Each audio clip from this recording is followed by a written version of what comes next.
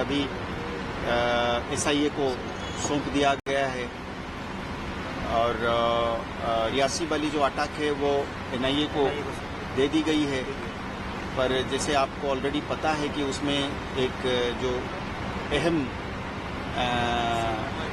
उसमें जो कॉन्स्पिरेटर था वो अरेस्ट है और उसकी इंसाफ पर, उसकी डिस्क्लोजर्स पर, उसकी इंटरोगेशन के बाद जो बाकी फॉलोअप एक्शन है वो कुछ हद तक अभी एक कॉन्फिडेंशियलिटी के दायरे में है और इन्वेस्टिगेशन में जब NIA इसको ले चुकी है तो उस पर उस इन्वेस्टिगेशन की प्रोसीडिंग्स के बारे में पब्लिक डोमेन में बात करना शायद ठीक नहीं रहेगा।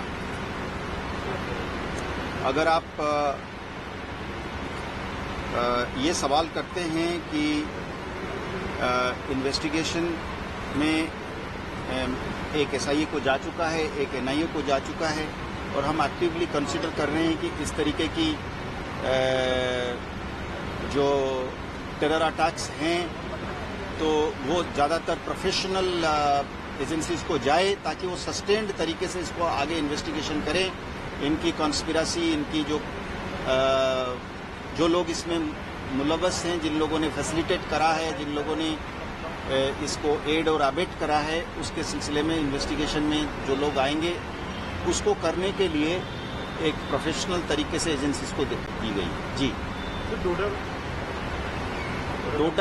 डोडा छतरगला डोडा में देखिए ऐसा है कि वो they are not attacks in the sense that they are attacks on the civilians. You see they are part of the seek and destroy search actions. So I think the right way of उसको सही तरीके से अगर मैं बयान करूं तो मैं ये कहना चाहूँगा कि पिछले 1-1.5 महीने में ये बात जरूर है कि फॉरेन टेररिस्ट्स, हम तो ये सोच रहे हैं अभी कि अभी मैं आने से जस्ट पहले मैंने अपने पुलिस के एक आला लॉ ऑफिसर से बात कर रहा था कि क्या हम इसमें एनिमी एजेंट एक्ट या ऑर्डिनेंस को लागू कर सकते हैं।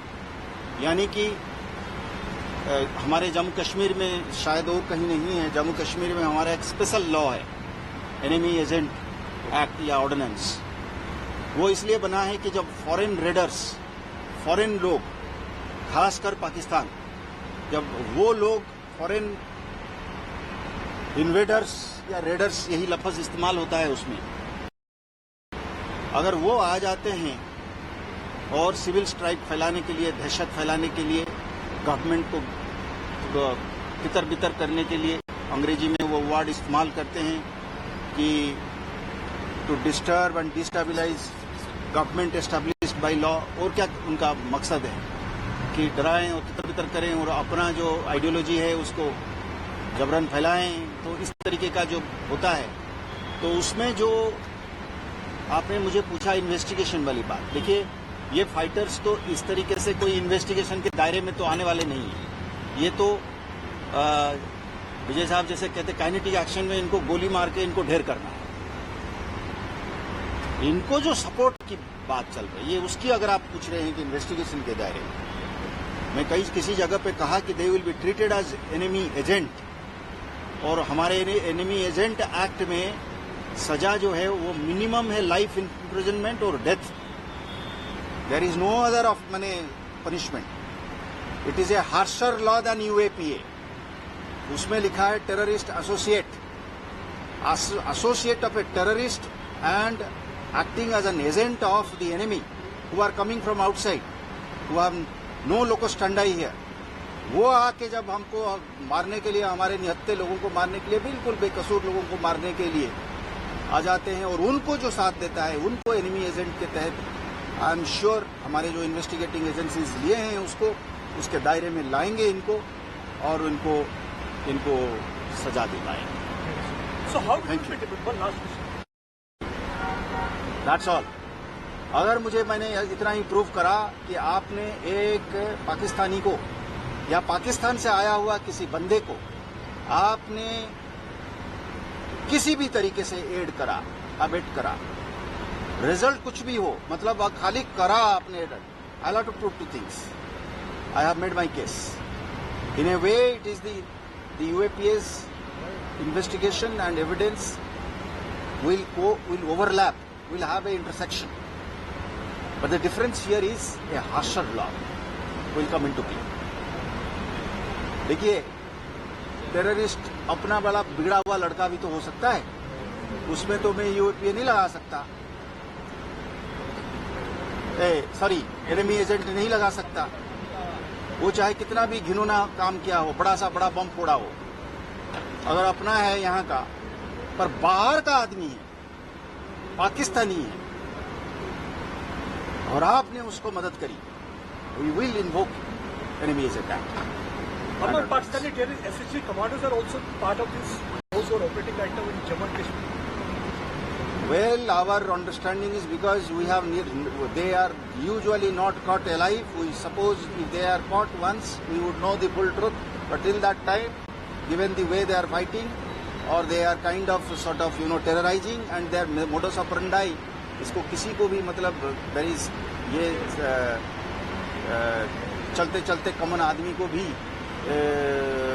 मारने से हिचकिचाते नहीं हैं, तो उससे लगता है कि it doesn't make a difference as far as we are concerned. It's a matter of actually tactics.